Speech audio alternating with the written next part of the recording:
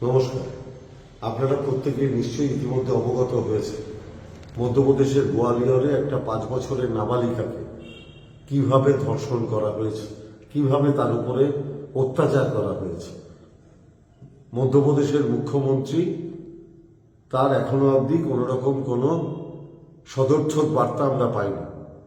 আমাদের দুর্ভাগ্য, মধ্যপ্রদেশে 5,000-এর উপর কেস, রেপ কেস পেন্ডিং রয়েছে। অভিযুক্তরা প্রত্যেকে জামিনে বাইরে রয়েছে।